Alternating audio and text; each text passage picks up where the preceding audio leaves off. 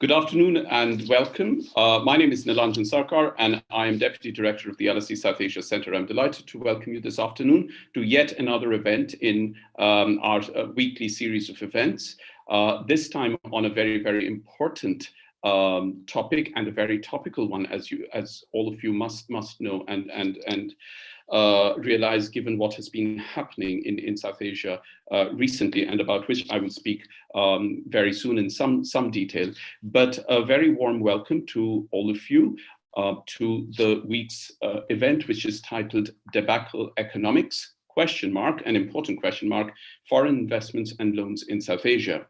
Now, this event was decided some time ago, about 6 weeks ago, and a lot has happened in the two countries that we are going to focus on this afternoon, which is Sri Lanka and Pakistan. And we're going to be joined by an expert panel, whom you can see in front of you at the moment. But before that, I thought I'd just quickly run through a few house rules, just so you know how this is going to work.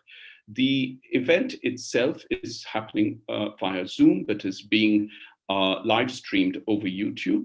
And for the benefit of the audience, the chat function is enabled on YouTube. So please do ask any questions you have via the chat function on YouTube. If you'd like to pose a question to a particular panelist, then please do mention them by name. If you'd like to pose a question to the complete panel, which also you're very welcome to do, please mention that, and I will pose those questions once the panelists have made their initial remarks.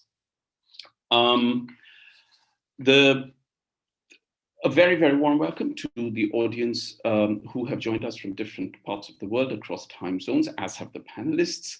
And we're very glad about the interest that has been shown in this week's events.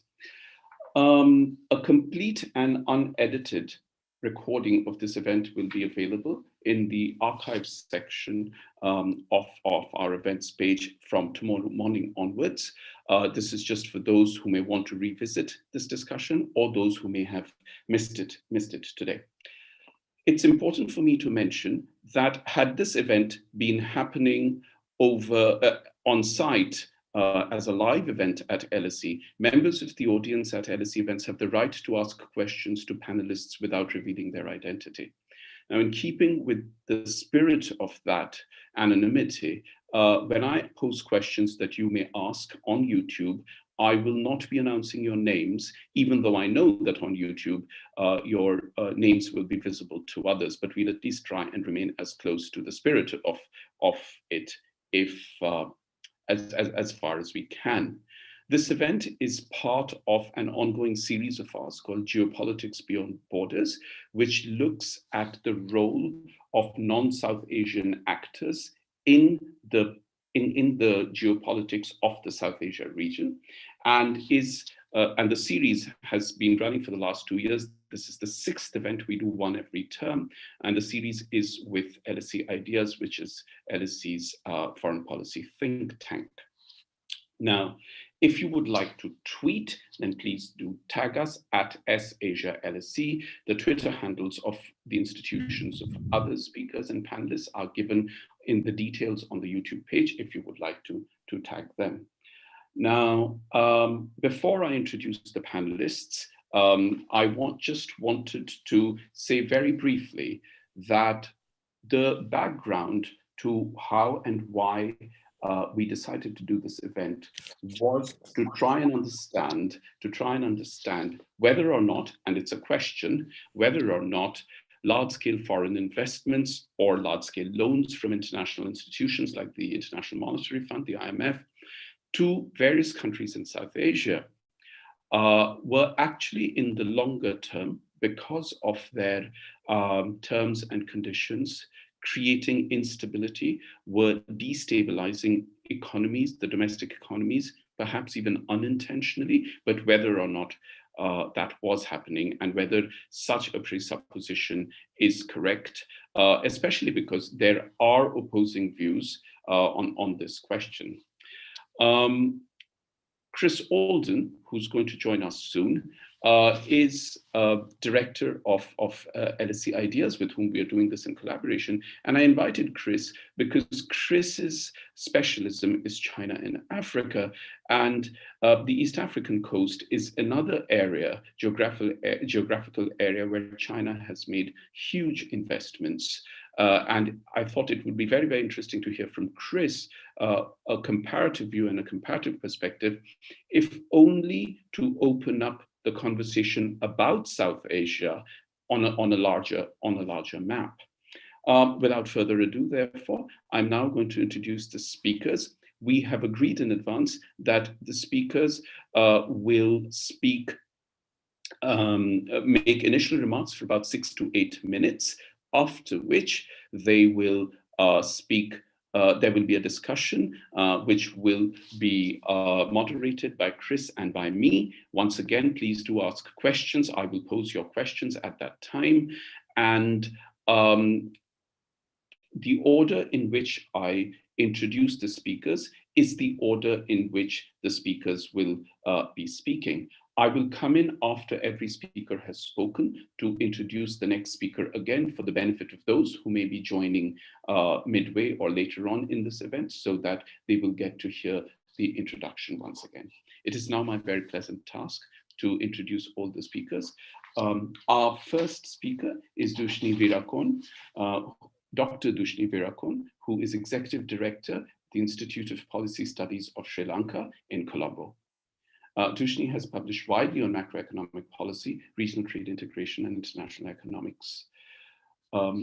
After Dushni, Hassan Karrar, Dr. Hassan Karrar is Associate Professor at the Mushtaq Ahmad Gurmani School of Humanities and Social Sciences at LUMS, which is Lahore University of Management Sciences in Lahore, and has published a lot on new economic configurations in the Central Asia region, including Western China and Northern Pakistan. Dr. Nadeem ul-Haque is currently Vice-Chancellor at the Pakistan Institute of Development Economics in Islamabad, known more popularly now as PIDE. He has worked previously for the IMF and has first-hand experience with the monetary frameworks and policy formulations of both Pakistan and Sri Lanka through his work. Finally, Chris Alden is Professor of International Relations and Director of LSE Ideas' Foreign Policy, LSE Ideas, which is LSE's Foreign Policy think tank, and member of the Faculty Advisory Group of the LSE South Asia Center. Chris is an expert on debt, development, and geopolitics regarding China, has published on China and Africa, and I say on behalf of Chris that he is having some trouble with his video, so he may need to switch it off at some point. But everyone, welcome. I'm now going to invite Dushni to make her initial remarks. Please speak now. You have about 6 to 8 minutes. Thank you, Nilanjan. Let me first of all say that it's a pleasure to join this discussion, given that the topic is focusing on some key issues and struggles that some of our countries are going through right now. So the question that you raised at the start about large-scale investments, large-scale foreign borrowings, whether that has sort of, in some sense, led us to where we are. I think in the Sri Lankan context, we've had the IMF or the World Bank, the multilateral agencies have really not played a huge role.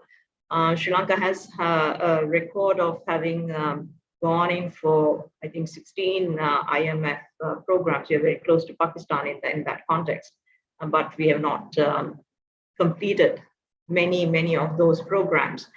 The current debt crisis that we are undergoing right now, I think the roots of that crisis is somewhat not related to the multilaterals, but rather to the fact that Sri Lanka, after the end of a costly 30-year war, over the last decade decided that they would borrow heavily from capital markets by issuing sovereign bonds, and of course, also borrowing from new lenders like China. because after a long-drawn conflict, the country's fiscal situation was rather weak. We didn't have domestic resources for a major sort of public investment push. Now, Sri Lanka is not unique in having looked at these options after the financial crisis. Interest rates were low globally, and investors were also looking to emerging markets, particularly in Asia. Now, there have been policy missteps, I think, in how we managed those funds in terms of, institution and governance framework on debt management. A large chunk of that went into public investment. But the nature of those kinds of funds from capital markets from China is that, many of the hard questions that the World Bank, for instance, may ask about the feasibility of these projects and their economic viability, and how whether these are priority projects for the long-term development. Those kinds of questions don't tend to get raised, and governments pretty much have a free hand in picking and choosing what where to sort of plug this money into mega infrastructure projects. So our experience has been that we've used those foreign borrowings for large infrastructure projects. Some of it has been relatively okay. Some projects questionable. We used some of those borrowings for consumption, and without paying much heed to how we would repay those loans. In a sense, depending on continuing access to capital markets to refinance our debt. And when a shock hits like COVID-19, and you suddenly find that your macro fundamentals are under scrutiny, your sovereign credit ratings plummet, and you are frozen out of capital markets, then you come to the kind of situation that we have come to, where we've technically defaulted on our debt. So it has little to do with IMF programs or the World Bank funding, etc. But of course, when we come to the restructuring and getting ourselves out of this, then clearly whether the kinds of tight IMF fiscal monetary exchange rate conditions that come, those will mean that growth suffers. It will take us about 3-4 years to really pull out of this, and in that time, balancing social unrest, because the man or woman on the streets is being hit very hard. That's a major challenge. So those are some of the initial thoughts I have on big sort of ticket financing that we've undergone here in Sri Lanka, and the problems that we've encountered as a result of not managing those funds in a sensible way. Thank you very much. I'm going to invite Hassan to speak now, but just before that, would you like to say anything, Dushni, about whether or not, because this is sure to come up in the conversation later on, whether or not you will, it is correct or acceptable to think along the lines that in as much as the management of debt or the repayment of debt is a very big and important issue, whether or not the terms and conditions on which the debt was offered and the concessions that were sought in lieu of that debt could in themselves have been friendlier or better or easier, or had not been so, did not have the possibility to become so oppressive so quickly, should there have been a mismanagement, if you see what I'm saying. Well, I mean, the challenge is when countries graduate to middle income, they are, in some sense, the options to get concessionary financing is very, very limited. So that is why more and more of these emerging market economies are, tapping China, tapping capital markets. And of course, the terms on which these funds are raised is far more costlier. But if you look at the cost between sovereign bonds and taking loans from China, I mean, the Sri Lankan experience really is that the sovereign bonds have been costlier for us. There has been a common narrative that the debt sort of problems that we are facing is largely tied to the loans that we took from China and some of the big infrastructure projects that they developed. These were not providing sufficient economic returns, etc. Now, it's difficult to separate out these two things because by and large, when we look at let's say before the COVID struck, Chinese share of Sri Lanka's total outstanding debt was 10%, and debt that was, the share of sovereign bonds was 40%. So we have borrowed from China, but we have borrowed even 4 times more from the international capital markets. So it's a very complex and complicated tale, but I think the bottom line is that the easy access to these kinds of financing with little questions asked in some sense makes countries sort of very vulnerable to misuse of funds unless you have strong debt management officers and capacities in those countries. Sure. Thank you very much. Thank you for taking that question. We will, of course, come back in the discussion to whether and what the political framework is within which this is also functioning, because the two are very obviously interrelated. But I'm now going to invite our next speaker, Dr. Hassan Karrar, who is Associate Professor at the Mushtaq Ahmad Gurmani School of Humanities and Social Sciences at LUMS in Lahore, and has published extensively on new economic configurations in the Central Asia region, including Western China and Northern Pakistan. Hassan, please speak now. You have about 6 to 8 minutes. Thank you so much, Nilanjan. Sort of really happy to be here, really happy to share my thoughts, and also a little bit surprised because, as I mentioned in my email correspondence to you, I don't think of myself as a macroeconomist, and my specialty on South Asia is fairly limited. So what I'm about to say is really coming from within the scope of social sciences broadly defined. And I want to make 3 points, and I think some of these points actually follow what Dr. Verakun was saying as well. So the first thing that I want to say is vis-a-vis China's role within Pakistan. Now, I want to begin by foregrounding the fact that this is a very old relationship. The bilateral relationship between China and Pakistan was set, I would say, in the early 1960s, probably around 1962, certainly by 1965.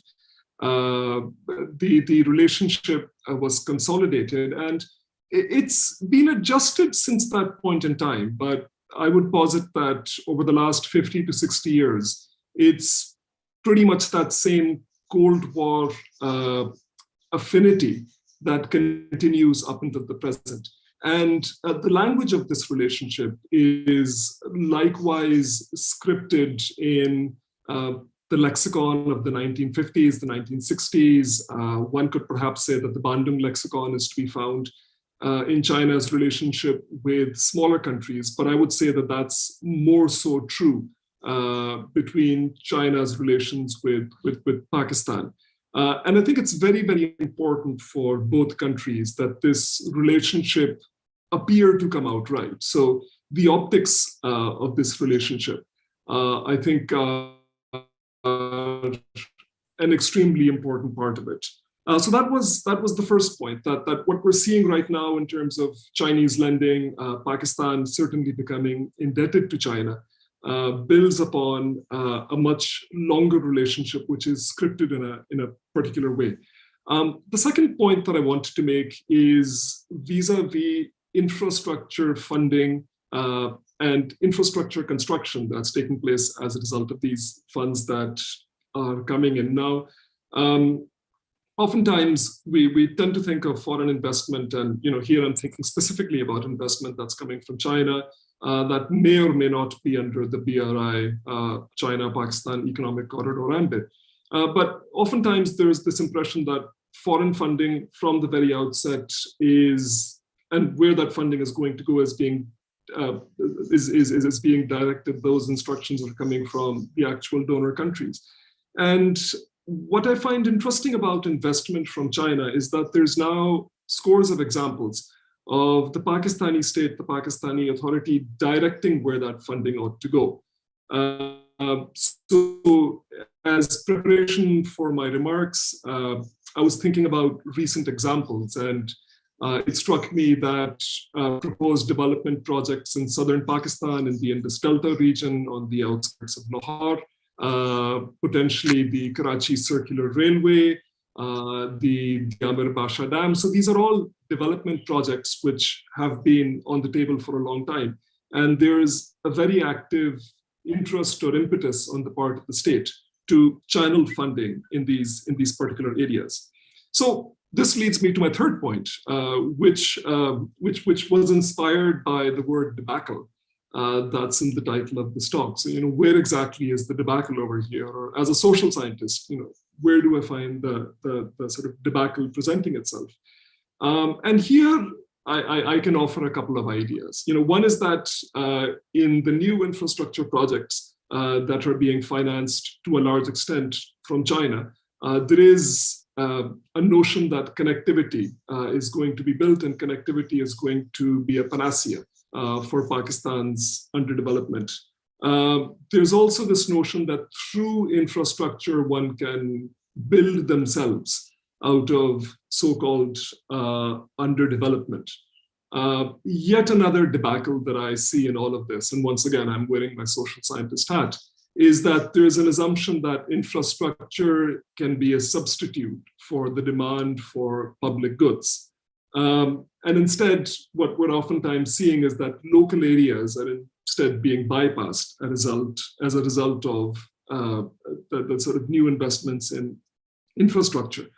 And what ends up happening in that process is that the community is transformed, there's a loss of commons, notions of privacy transform as well, there's environmental degradation, securitization, so on and so forth. And then sort of on this, the final thing that I want to say is that there's inadvertent beneficiaries. These might be property speculators, these could be land developers, they could be local contractors. So very often there's this assumption that, well, when foreign funding comes in, people within the state are going to be the beneficiaries of that development. But I find it very interesting that there's a demographic that you find on the margins where private and state interests fuse. And this demographic is benefiting, and it's largely unseen. So that's all I want to say, at least as far as the opening comments are concerned. Sure. Thank you very much. I'm sure we'll come back to some of this in due course. I'm now going to invite Dr. Nadeem ul-Haque to make his comments. Dr. Nadeem ul-Haque is currently Vice-Chancellor of the Pakistan Institute of Development Economics, that's PIDE, in Islamabad, and has worked previously for the IMF, if I'm not mistaken.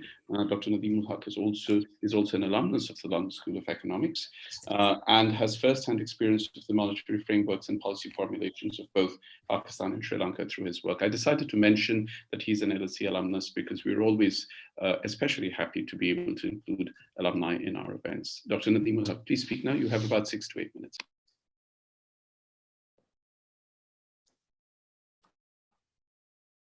We can't hear you, Dr.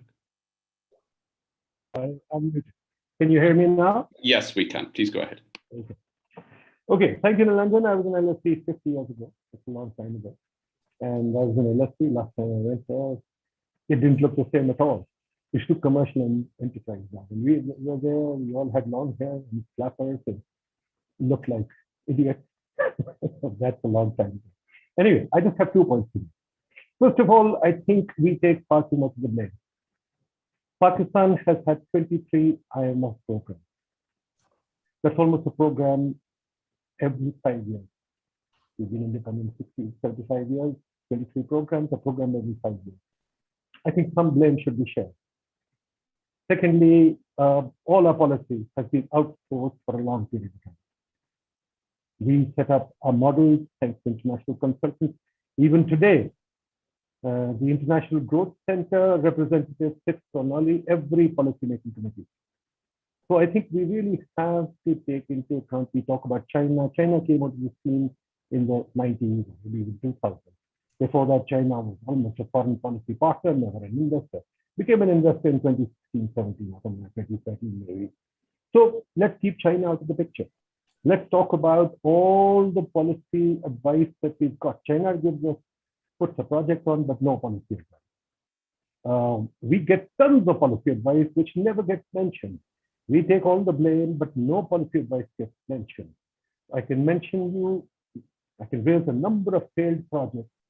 In fact, there's a graveyard of failed projects that the World Bank itself assesses, ADB assesses, USAID assesses, DFID assesses.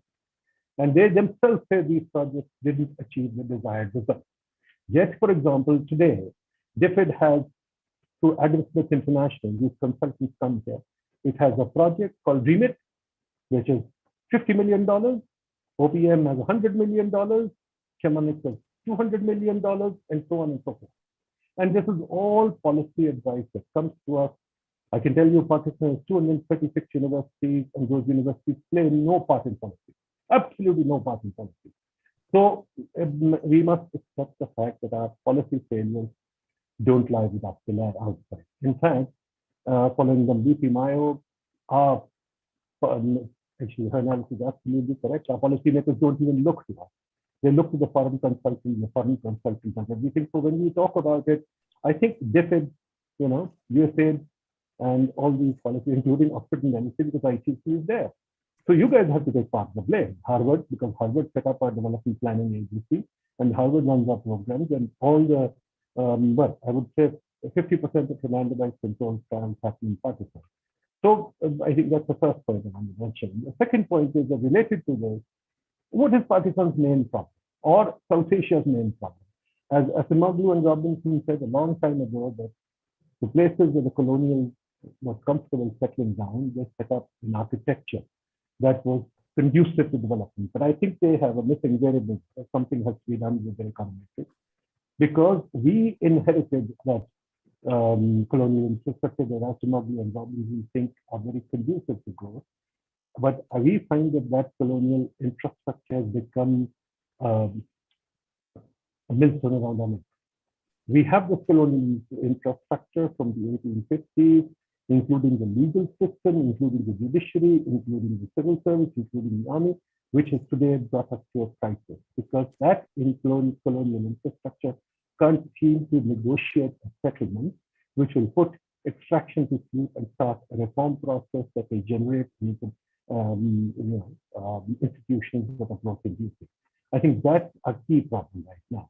But tied into that is the fact that all of these lenders, there's so many lenders, Kushni told you about international and us turning to the international lending.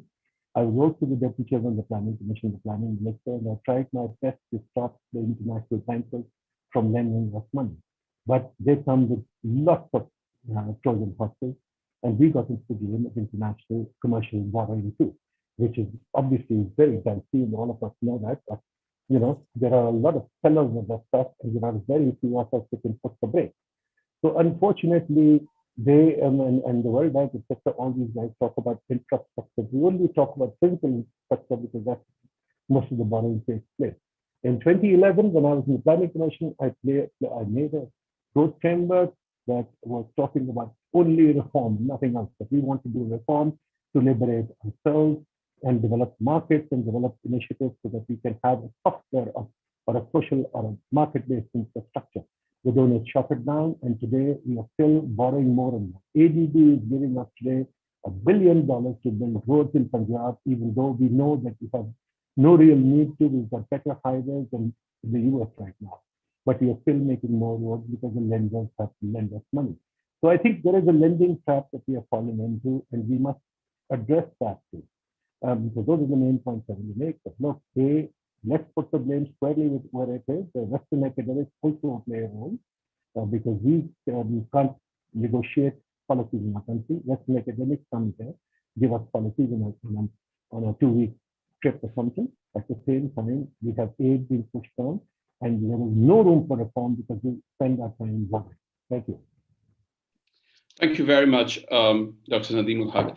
Your voice was a bit muffled, but I think we've been able to decipher almost everything or most of what you said. But I am going to announce for the benefit of the audience that if there was someone who couldn't clearly follow what Dr. Nadeem ul-Haque was saying, please do mention it in the chat box, and we will go back to that point again. But in essence, the 2 points that you were making, which is about taking responsibility and therefore blame, and also the other, which is about the infrastructures within which these function and the inability from within to alter or to change either the infrastructure or the dynamics of it.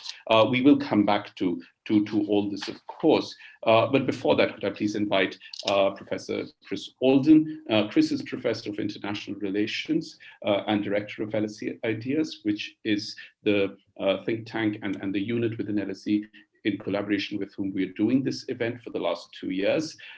Chris is also a member of the Faculty Advisory Group of the LSE South Asia Center. Chris is an expert on debt development and geopolitics regarding China and has published extensively on China and Africa. As I said at the beginning of the event, my desire to include Chris was also so that we could have a wider, more wide-angled, as well as a comparative perspective. Chris, thank you very much. And please speak now. Sure. Can you hear me well? Yeah, we can. Sorry again about video complications. If I do sign off, I will. I'll keep going with the audio if there's a problem. Thanks very much to the speakers. I learned a lot, and what I also experienced was a sense of the echoing of many of the issues, as Nilanjan was suggesting, that play out in the African setting. And I thought that it might be useful to reflect upon how Africanists who focus on China assess some of these dimensions you've mentioned here. There is a group called Aid Data that has developed a listing of about 100 contracts of all varieties, from infrastructure, mining, what have you, but principally in the infrastructure sector across the globe.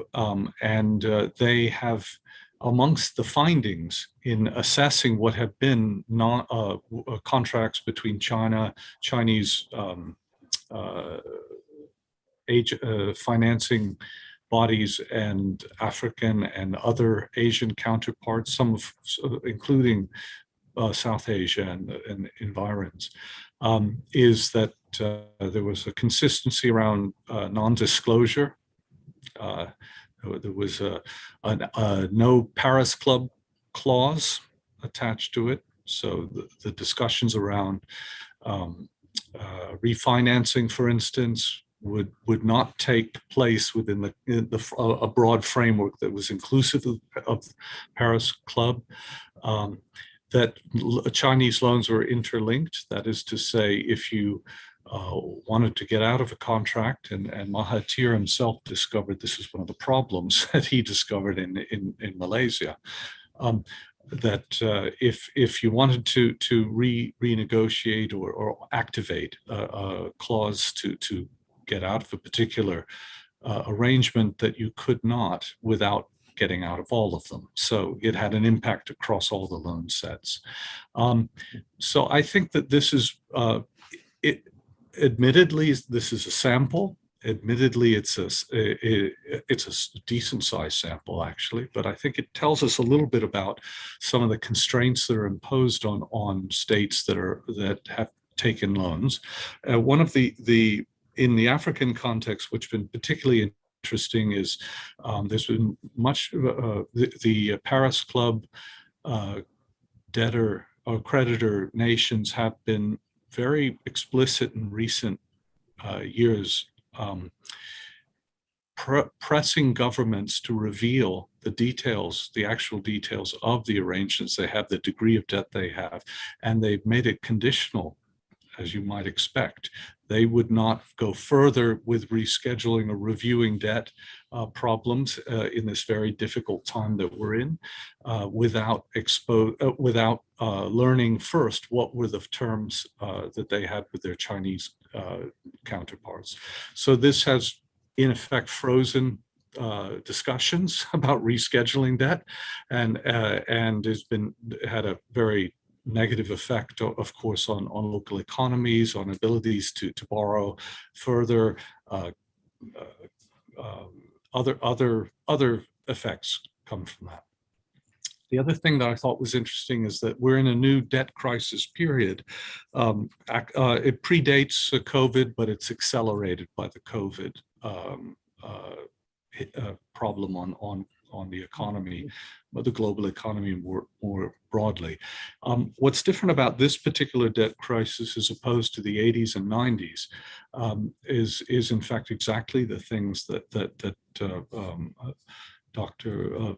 Barakun and others have said, which is the idea that commercial loans are in the mix, and that what commercial loans and the terms therein are now part of what had initially been for developing countries multilateral lenders almost exclusively. So we now have these commercial loans. We've got the loans from China, the multilateral. So it is a much more complicated setting in which countries operate, and the terms are not necessarily having raised money on the capital markets. It's not necessarily the kinds of funds that they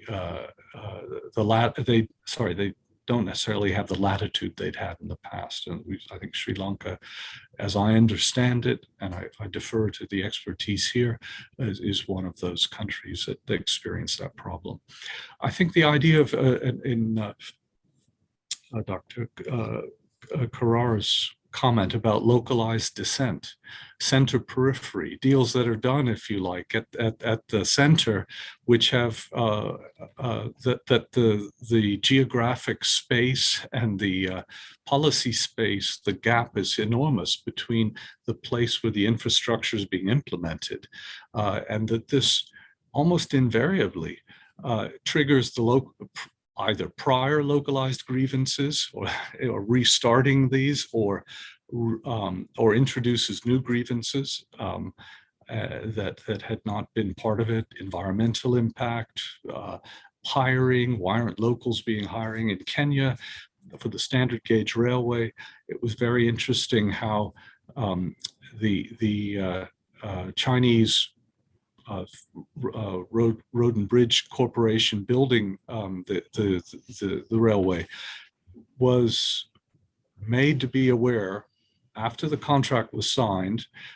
They had a local suppliers feature to the contract, very small number, just over 10% local suppliers, Kenyan suppliers were involved. And so there was pressure in Parliament and other settings to up that. There were also pressures to increase hiring of locals, local Kenyans on this in non-technical positions, mostly labor.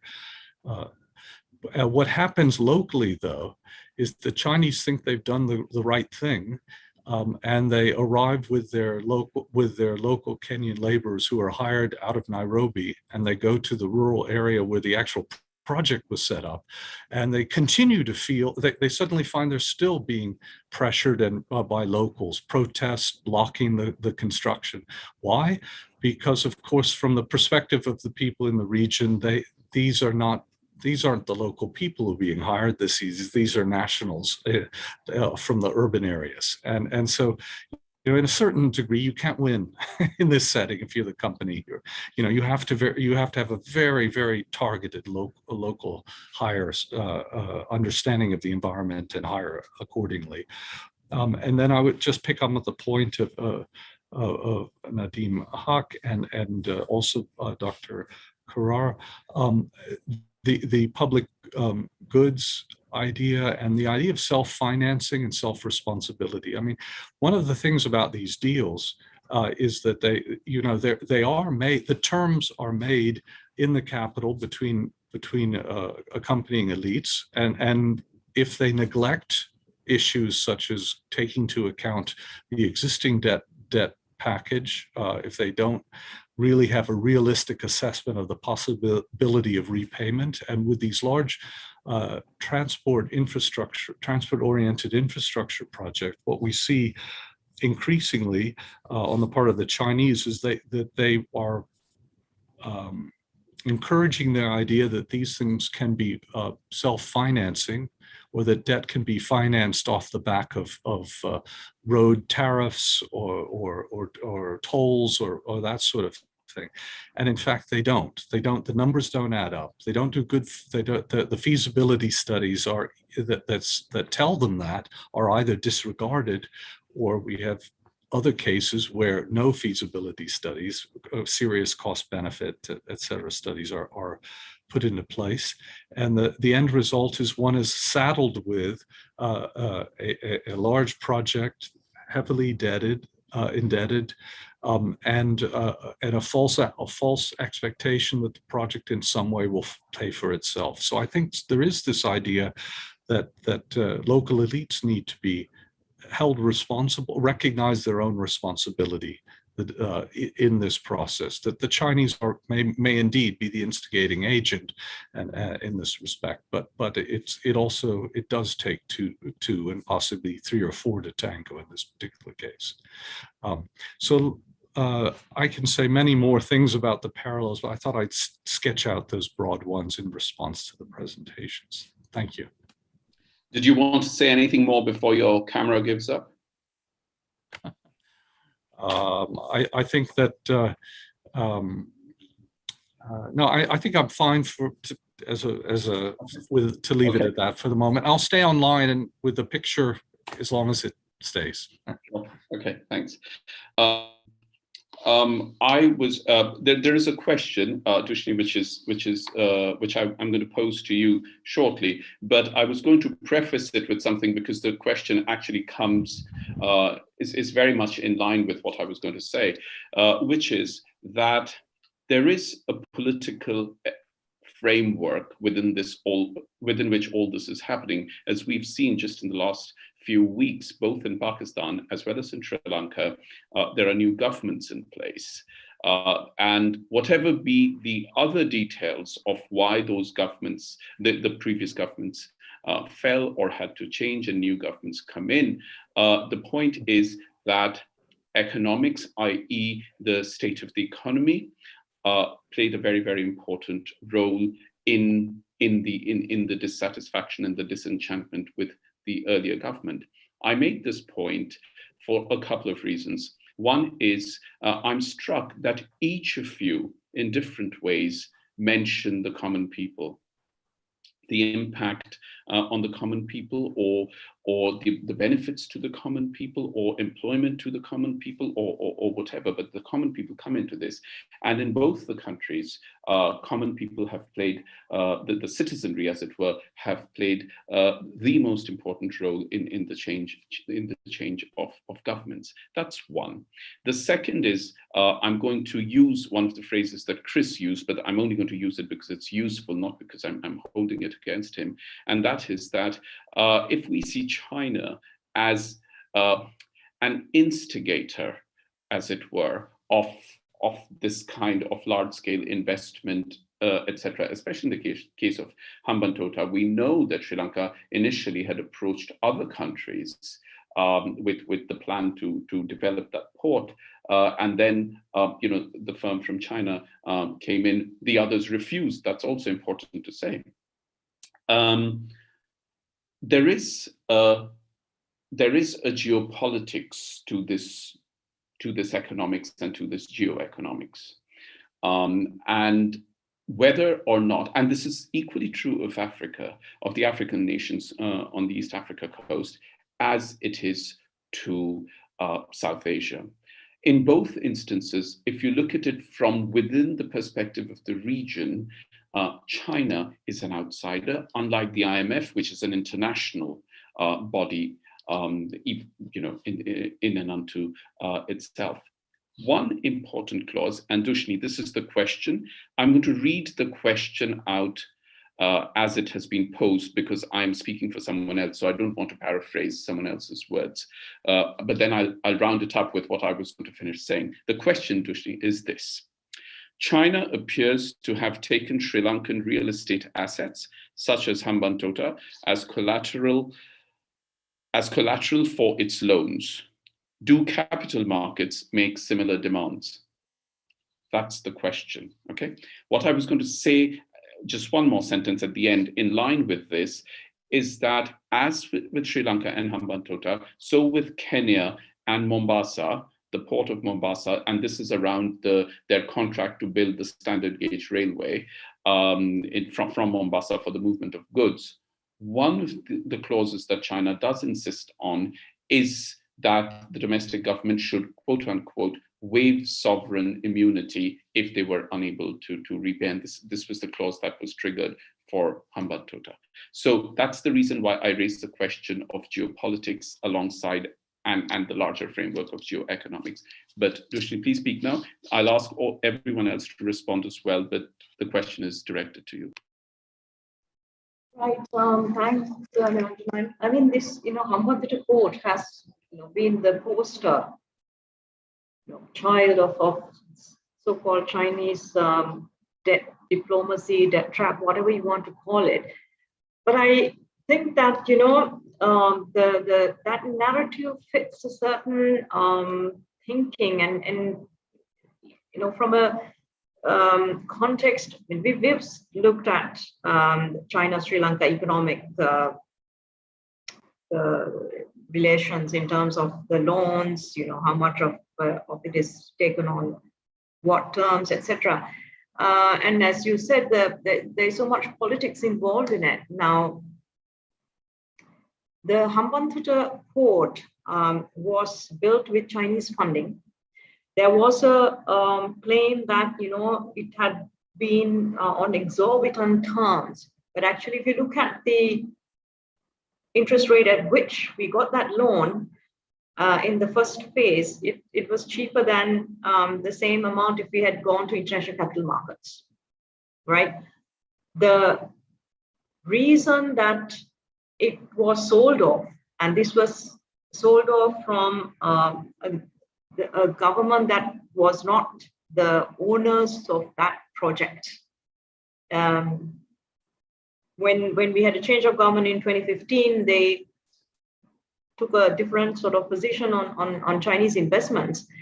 We had a balance of payments crisis even then, and the government was looking to bring equity in the form of FDI. And China was willing to take the Hambantota port of the Sri Lankan government hands, because up to that point, I'm not saying that the performance of the port was, marvelous, but you have to keep in mind that it does take a long period in which an infrastructure of that nature starts to generate any sort of a return. So in the early days, there was hardly any earnings coming in, but once the port was handed over to China, you can see a sharp increase in its performance. Now, the question of, were we forced to hand it over? I don't think so. I mean, look at the offer. It was the Sri Lankan Prime Minister who offered the port to China, and he's on record of having done so. I refer to what one of the earlier speakers said, that we have to be responsible for our own actions, and in that sense, when there are infrastructure projects that the government decides that they want done, a particular regime, and not necessarily anything that may have come through a sort of a national policy framework, the responsibility is on our side to ensure that these kinds of funds that are available are used for the maximum benefit of the country. And if we fail to ensure that that is done, then I think really the blame is with the domestic political leadership, as well as the bureaucracy, etc. that sign on to these loans. Now, I'll be very brief on the question on sovereign bonds. Are we forced to, hand over real estate when we take sovereign bonds? No. But if you look at sovereign bonds versus Chinese loans, sovereign bonds are costlier for us. Plus, we have taken, I think, 15 or 17 million sovereign bonds. And quite frankly, we don't know where it's gone, what it's been spent on. At least the loans that were taken from China, there is some physical infrastructure in place, whether it is economically efficient or not at this point is a different question. But for the most part, you can tie a Chinese loan to a particular bit of infrastructure that's come up. Whereas capital market loans that the government raised, we have no idea. And the large chunk of it probably has gone into consumption spending. Sure, but it remains equally true that to ask for a clause like waiving sovereign immunity in case there is a problem in debt repayment, admittedly, it just doesn't happen with sovereign bonds and capital markets. But the fact that in this instance, China does ask for this kind of a clause to be included does say something about the terms on which this transaction is happening. That's one thing. If you could reply briefly to that. But I do want to ask you something that I wanted to ask you when Nadeem ul-Haque was speaking. And he used a very, very useful term, which is outsourcing of policy. Policy is your expertise. So I was wondering what view you have on the whole idea of governments, to use this phrase, outsourcing policymaking, or having non-domestic experts, let's call them, have a say in the making of policy versus those with ground knowledge of the realities being involved in policy, given how closely you are involved with policy. I was just wondering what your view was on that, because that is an interesting angle as well. I think governments have to be pragmatic. We can't say any external advice is not good advice.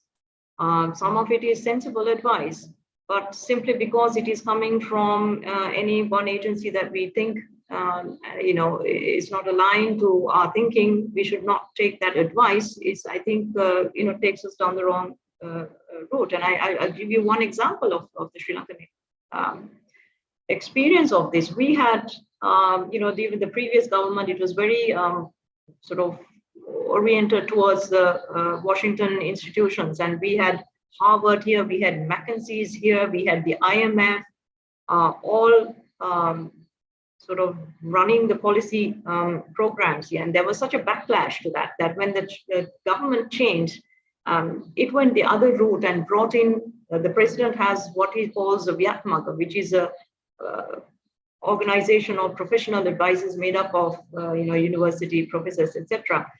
But their sort of thinking is more inward looking, that all of Sri Lanka's economic problems can be resolved by import substitution and that kind of policy setting. And here we are at a sort of a crisis because we didn't manage to blend these two sort of ideologies and pick what fits the context. So to me, and that's something that we are always also telling the government is, economic policy, you can take away the ideological sort of underpinnings. Some of it is just practical, sensible decisions that need not sort of go through any of these filters. Okay, thanks. I know Nadeem ul-Haque has raised his hand, but I'm sure he's going to come back soon. Hassan, did you have something to say, especially in response to what Chris was saying, but even otherwise?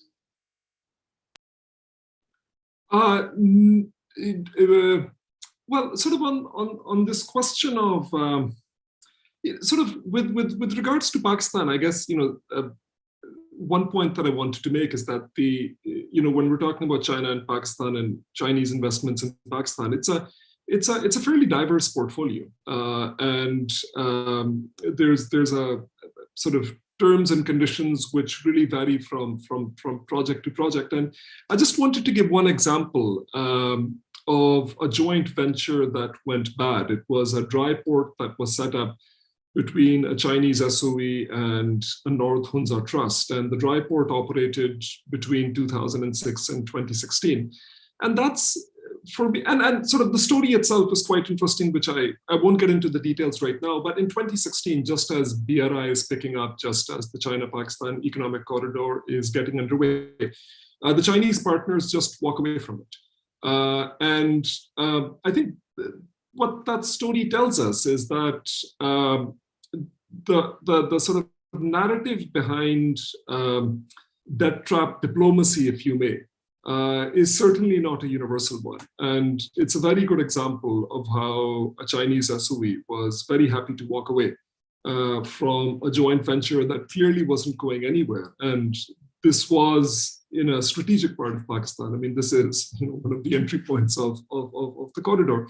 So I guess just sort of following what Dr. Virakun was saying, I think certainly as far as Chinese investments in Pakistan are concerned as well, there's a need to perhaps look at the minute details and sort of also consider it in comparative perspective. There's a Canadian mining company that has sort of taken over one of the largest mines in Balochistan, and very few details are coming out about that contract. And sort of given the record that Canadian mining companies have in other parts of the world, I do wonder how that's going to play out. So it's not just China, I guess. I'm just sort of adding on to that. Sure. I think it was a Canadian company that also did the first sustainability report for Hambantota. I was reading somewhere last evening. The first one was done by a Canadian company. Dr. Nadeem ul-Haque, you wanted to say something. Please speak now. Let me just say that I think the Western academics are now very busy trying to plug China. But we forget our own role, as I said. I mean, look, IGC is influencing so many policies in every country. Are you taking responsibility for it? Is LSE taking any responsibility? Vishnu, I'm not saying that we shouldn't take Western advice. I'm just saying price has to be with some responsibility. Let me put it another way. Okay, China is very bad. But let me ask you a simple question. When Barrick Gold came to Pakistan, and there was a problem, there was a disagreement, and our court ruled against it. ICSID came back and pushed back on Pakistan with a $6 billion fine, which even Jeffrey Sachs and many commentators said is excessive. And ICSID has always pushed back against poor countries. When the World Bank came and gave us the independent power producers advice, which gave all the foreign investors a huge return, nobody complained. And again, ICSID came in their favor and we were forced to pay. So to say that China is the only person who gets over sovereign guarantee, we surrendered sovereign guarantee to ICSID very long ago. So please, sovereign guarantee is a joke. There's no sovereign guarantee. Our courts are subservient to international arbitration everywhere. We do not have a single decision here on foreign investment that sticks. It's got to the point that most of us even say that, hey, forget foreign investment, because hey, these guys are going to take everything all the time, and we have no say in the matter unless we have $1 billion worth of lawyers to argue our case, which we can't afford. Then Barrick Gold and these companies will take it away. Barrick Gold has taken almost $50 billion from Pakistan at very concessional rates. We don't even have the capacity to understand what has happened. So there is a huge issue here that we must understand. When I say outsource policy, I'm sorry, it's not outsourcing. That's also a wrong word. We have no right to make policy. When DEBACLE comes here and makes policy for us, you're sitting in England. Has anybody done any analysis of what BEFIT does here? You have these firms that come here with absolutely no expertise, but they make these policies. For example, I'll give you another example. The World Bank and BEFIT and everybody, International Growth Center, everybody is pushing mortgages and that. Interest rates are at 18-20%. Property prices are at least 100 times income. And yet we are pushing mortgages everywhere. We are even offering concessions on mortgages. A few years later, when banks go belly up, then everybody will cry, oh my God, look at these Pakistanis, you're so stupid they did this. But the policy advisor will take no risk whatsoever. And this is an issue that I think even when I make it, I myself am conscious of the fact that everybody is saying, what is this nonsense? This won't work. Hey, the Chinese are wrong. The Chinese come here. And Bushni said, we see Chinese investment. We don't see foreign consultants investment. We don't see international lenders investment. That investment is not there. And for you to tell us that the international lenders don't have sovereign guarantees, for God's sake, look at what's happening, happened to Argentina. A US small judge ruined Argentina's credit worthiness altogether. Barrick Gold had a flight confiscated in Thailand. So there is a big story here that we need to look at. As far as China is concerned, yes, there are issues, but Chinese actually give us investment, and our debt to China is not that large. I was just checking, it says our debt to China is about 20% of total debt. So the rest of the 80% is going somewhere else. But secondly, I don't even think that calculation is correct. Most of Chinese investment in Pakistan is an equity investment, not a debt investment. Debt is very small. So we have to worry about, similarly, Hamdan was an equity investment. So we should look at equity investment as an equity investment. Even here, when foreign investors come in for an equity investment, they take every pound of inflation. Sure. Sorry, Dushni, were you able to hear all of that clearly? It wasn't that clear. Right. Okay. We're just going to, before that, could I just, someone else has asked a question that I can see about deterrence and discouragement by Western entities. Could I just ask that member of audience to clarify whether that is a question or that is a statement, because it could just be a statement that you are making, which you are very welcome to make. But if it's a question, then I will pose that. Chris or Hassan, did you want to respond to any of the things that Nadeem said? Chris, did you want to respond? I just wanted to pick up a couple of things. When it comes to the Mombasa port, there's been a recent study that has been produced looking deep into this issue, and apparently the Auditor General, there was some confusion between the Auditor General, which issued the report, that was picked up by the newspaper, as opposed to what was in the document itself. So there's some ambiguity about that use of sovereign immunity for the term towards the port. So I just signal that as a, and for many that has put to rest the idea of assets, public assets being used to offset debt problems. I'm not sure it really does. I think the lingering dynamic is in place, but perhaps the particulars of that legal situation are different than the Sri Lankan case and other cases. The thing that I said, Elanjan, that you had mentioned, which I think I'd like to raise, is the relationship between some of these mega projects and elections, because there's a pattern we can see where sitting governments which are facing elections have, certainly in the African context, the Kenyan, the one we've been speaking about, was exactly that sort of situation where the Kenyan government brought in what was the largest infrastructure deal, and in fact the largest loan it had taken since independence. It was an enormous amount of for Kenya debt to take on, and enormously ambitious project from previous ones. Other African countries also at electoral at times of elections, we have sitting governments looking to the Chinese to provide big projects which can offer employment opportunities, reach out to areas that have been marginalized over in the economy and the like. And after the election, you know, you sort of unpick the problems that may be associated with a well-publicized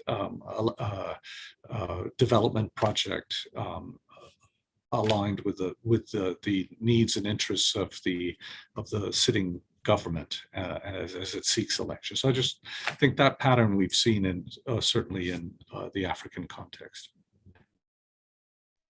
Thanks, Chris. I think it was $10 billion US in 2018, Kenya's debt loan, and which was at that time 73% of its total outstanding debt. So that was the disproportionately high amount for that. There is one more question that I'm going to pose to all of you.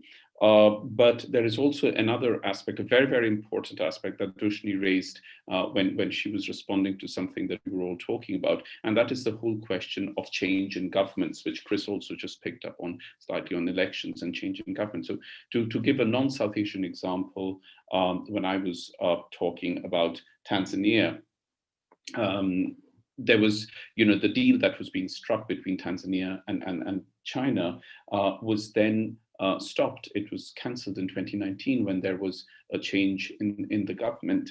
And then when in 2021, the incumbent prime minister died in office, and there was then a new government, they then went back to trying to rekindle the contract with China. So what I'm also trying to say is that domestic changes in governments can also lead to unexpected and unpredictable from the lender's point of view, volatility and instabilities in this situation, which has a direct impact on the people, the citizens of the country. And it'll be interesting to hear, given that there've just been political changes in both Sri Lanka and Pakistan, what all of you think about the whole question of you know, the responsibility, to use Nadeem ul-Haque's phrase, that governments and policymakers should have. But I will, since we are running slowly short of time, we have a little less under 20 minutes. I'm going to read out another question for all of you. Sorry. There are echoes that direct China commercial FDI in infrastructure is deterred and discouraged by Western entities to reduce China's influence. Now, I'm presuming that influence over here means political/geopolitical influence. But any of you have views on that? Chris, do you want to start with Africa? Yeah, I think that the rise of the debt trap diplomacy discourse is a directly aimed at curbing Chinese influence in Africa and amongst African governments, and I think it's a global phenomena. You know, the Secretary of State of the day was Pompeo, literally went capital to capital saying, you know, watch out, beware. This is the examples. It was portrayed this way. And I think that was interesting because it was the first bit of traction that Western governments had in this topic. Up till now, Chinese development assistance was seen largely as the other counter. It was a kind of counter discourse to neoliberal conditionalities, Washington consensus, et cetera, and Western governments and multilateral lending institutions have been largely unable to counter that narrative with an alternative. And now they had taken, you know, with this particular story, they've been able to push back and certainly create a measure of doubt about what it is, what it means to borrow from this particular lender, and what the costs might be, the hidden costs, if you like. And since that time, there's been closer scrutiny. I mentioned that the aid data disclosures on contracts. That's another dimension of this, of the empirical capture, as opposed to the interpretive one, saying look closely at contracts, look how they are similar, look what they do. So that this is, you know, this is part of that back and forth that we're seeing, and the global competition, ultimately, big power politics, geopolitics. Dushni, do you? I'll take that question along with what you said earlier about changes of government, and I think there's some, insights to be had. I mean, Sri Lanka had a change of government in 2015, which was seen as a shift away from China to a government that was more pro-Western and pro-US, etc. And they halted many of the large Chinese projects, including Colombo Port City. And that lasted, let's say, all of 12 months before they did a complete U-turn and went back to China. Why? And I think it's really interesting to understand the reasoning and why countries, governments who come as anti-China in opposition and in the early stages of government then change their minds. Because though they did lean on the West, there was no assistance forthcoming from the West. Whatever assistance that was offered, for instance, let's say the EU offered preferential tariffs under the GSP+.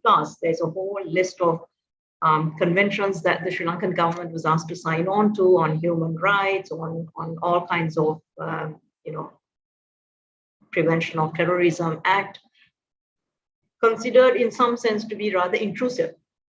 Similarly, the US offered the Millennium Challenge Corporation an outright grant of $460 million US, not even a loan.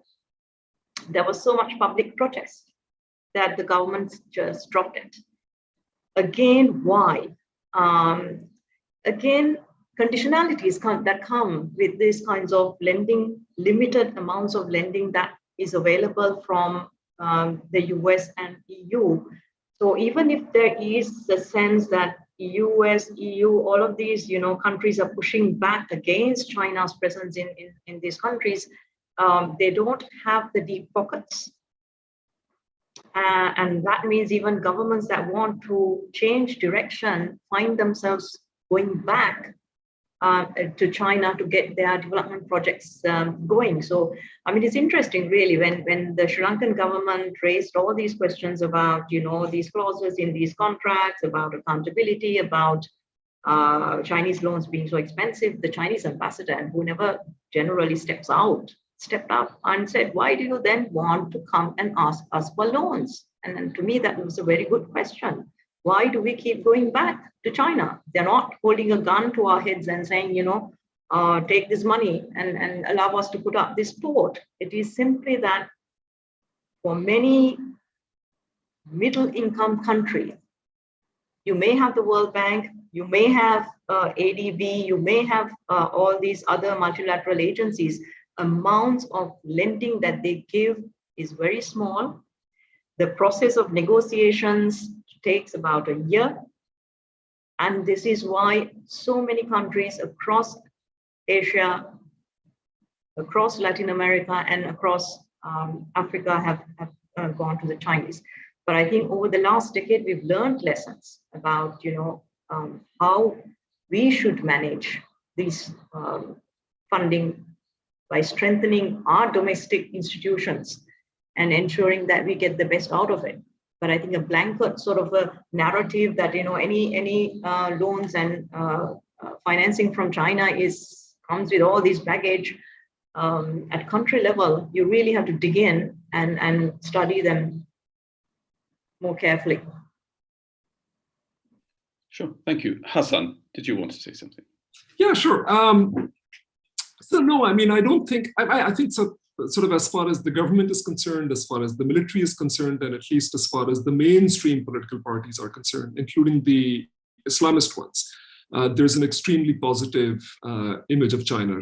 So sort of an anti-China narrative hasn't really found much traction over here. And once again, I think there's a longer history behind this bilateral relationship. I think it is because that's really set the tenor in terms of how people in Pakistan think about China.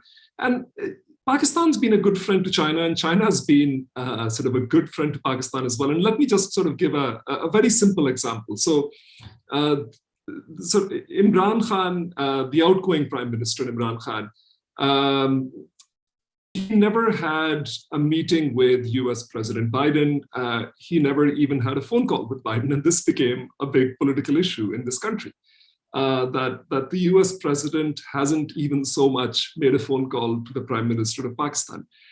Whenever the Prime Minister of Pakistan, a Prime Minister of Pakistan goes to China, they have a meeting with Xi Jinping. And there's no question about it. So the optics of this relationship, the fact that the Chinese are willing to speak with heads of state, heads of government of countries which are economically much smaller than China is I think, very, very important. For a while, I was studying the Shanghai Cooperation Organization, where you have China, sort of a global economy, and you have Tajikistan, one of the smallest countries in the world.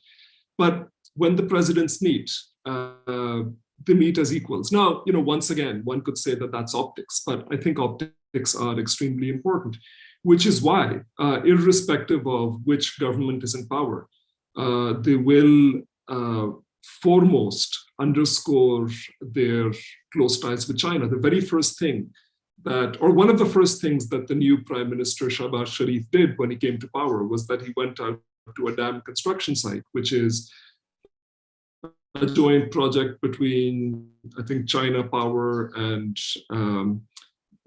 one or two Pakistani conglomerates. And he said, we're going to speed up construction. And I think that was signaling just how important these projects, which are being funded by China, actually are, both for purportedly for what they will provide when the projects are complete, and also, of course, for the global optics. Okay, thank you. Nadeem ul-Haque, did you want to say anything in response to the second question, which was about discouragement by Western entities to reduce China's influence? Or yes, but first, can you hear me? Because you seem to have heard. Yeah. You can keep your I'll camera keep my off. video off. I'll keep the video off. Okay. Look, I'm surprised that this point is not getting through. I think, first of all, the big build-up against the Chinese loans or investments or whatever you might call them in the Western universities is a bit troubling to me. I think, quite frankly, it was what Chris talked about, transparency. Let me ask Chris, is there transparency as far as Western aid is concerned? We have tried to reach out DFID. The PID is the largest think tank in Pakistan. It's like the Brookings of Pakistan. We have written to DFID. We have written to them, talked to them. We have tried to get information from DFID on their program. Then they refuse to give us anything. They refuse to tell us who their contractors are. They refuse to tell us where the money goes. We have reached USAID. USAID refuses to tell us. There is one thesis that has been done where it shows that USAID, the Kerry Lugar grant of $7.5 billion, $4 billion was released, but $3 billion remained in the US, $1 billion came to Pakistan. In the World Bank or ADB contracts, there is 10% always for technical assistance grants. That 10% goes to Western consultants, doesn't come to Pakistan. So when they say that the cost of the loan is 2.5%, you put in the 10%, the cost goes up dramatically. So I think we should really think about it when Western countries give us any loans or grants or whatever. There's tied aid. There's a lot of analysis that has to be done. Quite frankly, many of us who sit here and look at the situation, Chinese investments may be better for us. They do take a risk. They do come here and invest, and they do come and make something. Most of the stuff that comes from DFID, etc., the conditionality that comes is, I'll give you another example. For example, tax administration reform program that DFID gave to the World Bank, $100 million, $150 million, went down the drain. Even the World Bank president said to the worst project in history. And there are so many other projects like this that we can go on. And the tragedy is that Western universities, which are living off that aid, because the Western universities are tied into aid. I would like to know how much of LSC funds come from international aid that is meant for the poor countries. So at least China does not have that kind of a baggage. We really have to take this Western advice on China with a pinch of salt, and that's what's happening. Now, another point that you made, the people of Pakistan have no say at all in the Western aid that comes in. So quite frankly, what's happening is that Western aid, in which to the university system is so tied in, Harvard, LSE, etc., would not survive without Western aid, that they all want to say, hey, continue with Western aid and not with Chinese aid. And I think we should take that as a hypothesis worth talking about and considering. Thank you. Well, I'm sure we can have another discussion on aid in Western higher education institutions. But Chris, did you want to respond briefly, since it was posed to you? Also, Nadeem ul-Haque, since we can hear you more clearly now, did you want to just say in one sentence what you were asking Dushni earlier? Because at that time, we couldn't hear you very clearly. Did you just— I was saying very simply that, look, Western advice has to be with responsibility. I'm quite happy. I would love to take Western advice. I would love to engage with Western intellectuals at an equal level. Right now, Western intellectuals treat us, because of aid funding, as a subservient level. And you can see I've written many papers on that in the fund. We really need to realign our relationship with aid very carefully. So aid should come in, absolutely. In fact, maybe aid should not come in. 70 years is enough. Maybe we should stop aid. Maybe we should stand on our own 2 feet. But when we say that, Western aid agencies would love to give us aid and give us advice. So these are all things that we have to see. Thank you. Okay. Chris, did you want to say something? Sure. I mean, I'm an academic. I'm not a spokesperson for Western aid or any of these things. I'm not, I don't think that this or Western or funding. Or I was describing what is the process. I wasn't advocating it. In fact, if you look back at the things I published in my interactions with the Chinese, it's a very good, strong relationship I've had over time. So I mean, I don't really think that influences how I portray things. So the only point I would add to this is that a note of worry, which we ought to think about generally. The last 2 years, studies that have been done by Johns Hopkins University China-Africa project, that Chinese lending has begun to dry up, and it's pre-COVID that it started to dry up. So that I think the era of easily accessible loans is coming to an end from China. They are experiencing now, in addition to a bit of a slowdown, even more so in the COVID situation, and their economy, they're looking more inward in that regard, and they're asking questions about the loan repayment. So, a typical creditor question. So I think that we're talking about a phenomena that may, in fact, have already sort of the arc of this may already have passed. So obviously loans are 15, 20 years down. So we'll play out that still. But as far as new loans go, I think it seems to be changing.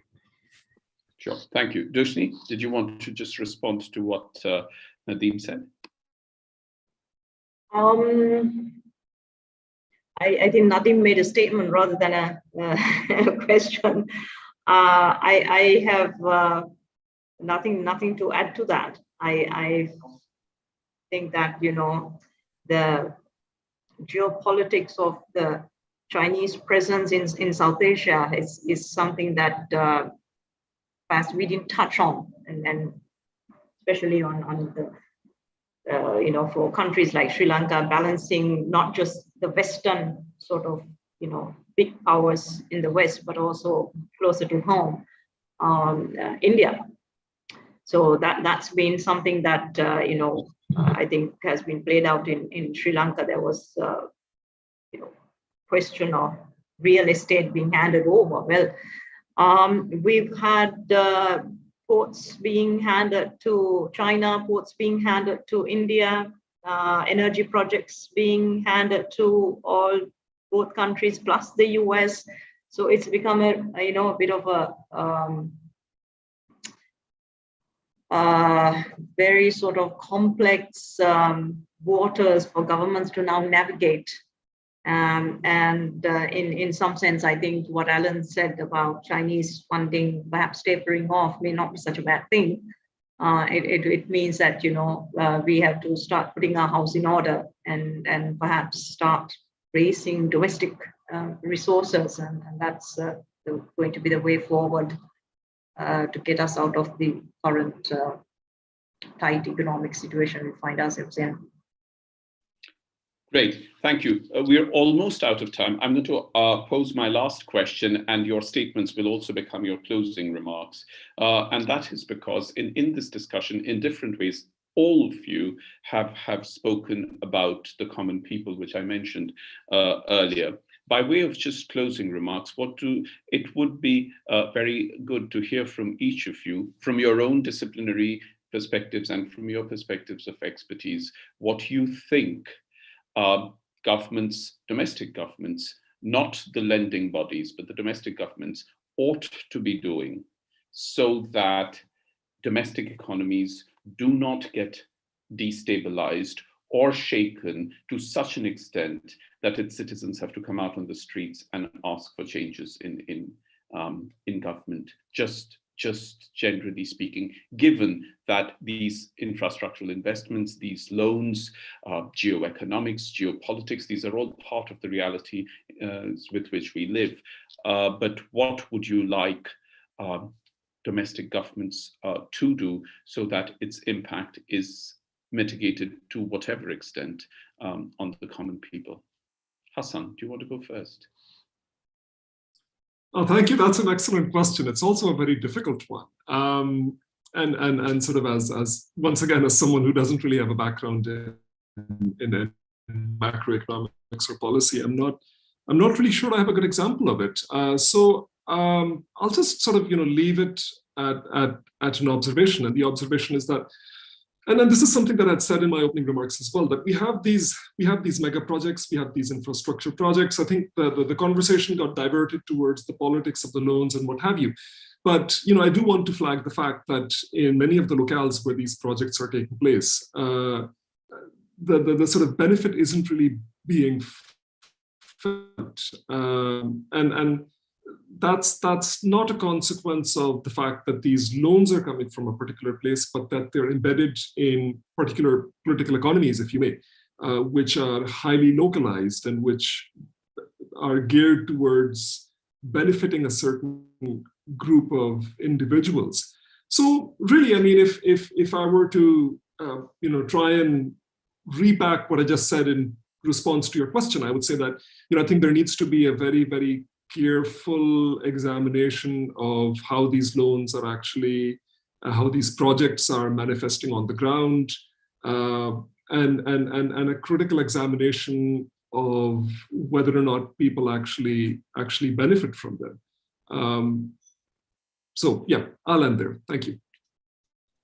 Okay, Dushni, did you want to come in and say something? I know in your initial remarks you spoke about better management, but what I was getting at was if you know, you were asked, okay, give us one idea, what would you say? Well, let me preface my comment by apologizing. I called Chris Allen in the last round. Now, on the common man's problems. I think if you look at South Asia, and I think this is true for all of the South Asian countries, that inequality is on the rise. And I think to a large extent, that is also because of what is driving growth in many of our economies when it's being driven by infrastructure. Public investment, whatever resources we have is going into infrastructure. We are neglecting investments in education. We are neglecting investments in health. And I think that sort of lopsided growth model and the outcomes that we are seeing, we have to be very, very conscious that this is a very volatile region. Sri Lanka, we are experiencing that in these last few days. And governments, I think, need to pay policy attention. Infrastructure is well and good, but that should not be the sole focus. We really have to rebalance our sort of growth model as we come out of the COVID-19.